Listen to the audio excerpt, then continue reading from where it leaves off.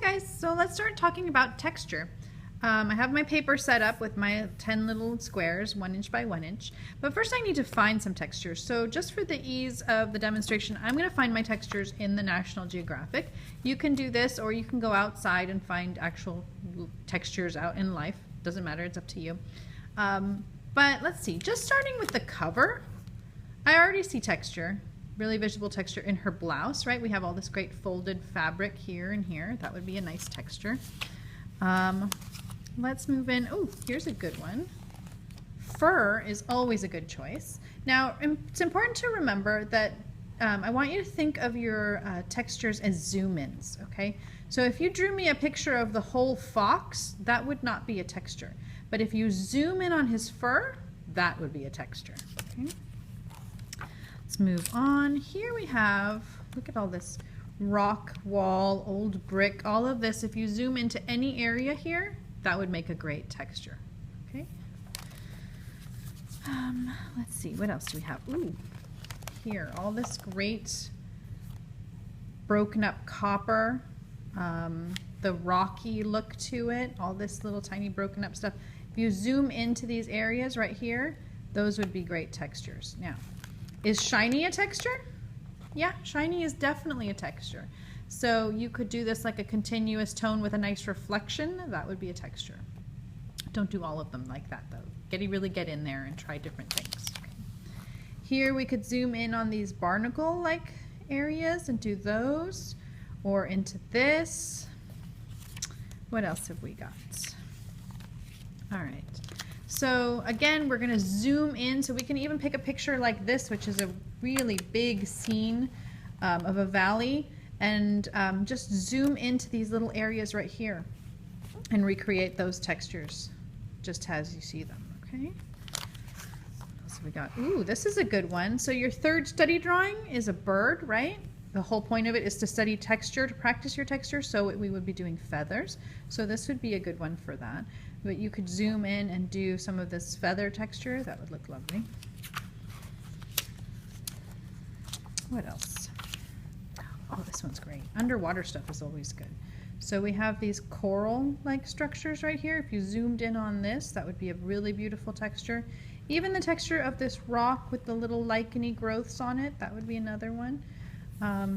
Yeah, there's a lot in here. And then something maybe like the fabric on these dresses. If we zoom into that, that would be lovely. Or even in the, little grassy plant right here, that would be another texture. Yeah, textures are everywhere and they're pretty easy to find. If you're confused about it, just ask me and I can help you kind of narrow it down. So let's go ahead and start to try recreating some of these textures. So let me pick one. I really like that underwater scene. So I'm going to do this guy right here, and I'm going to recreate it in one of these boxes. Let me just make sure that you guys can see. Perfect. Okay, so what I'm going to do first thing, now remember that value and texture work together. So I'm going to look at this and I'm going to say, okay, I'm going to zoom into this area right here. And I'm going to realize that all of it overall is going to be much darker than my white paper, right? So I'm going to put down an overall value first. This is really important, you guys. Don't leave anything just white and then try to add value or texture on top of it. Always take into consideration first your overall value. So we bring that up in value.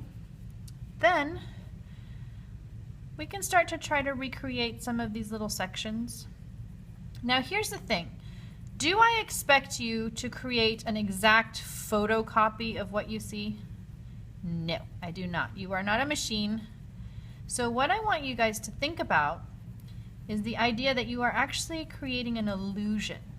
You're creating the sense of the texture without having to have the pressure of recreating it perfectly, okay? So I'm just going to kind of get a feel for how it looks, and I'm putting in these darker areas.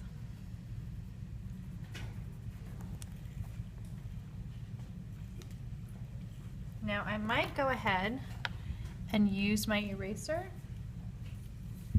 to do some subtractive drawing and take away some of the value.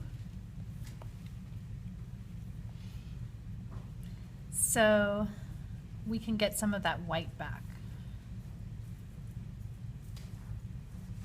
And then I can create the value around that. So see how I'm creating the illusion of this texture without really killing myself on trying to get it perfectly. But again, it's a lot of scribbly kind of pencil marks and value. All right, give it a try, guys.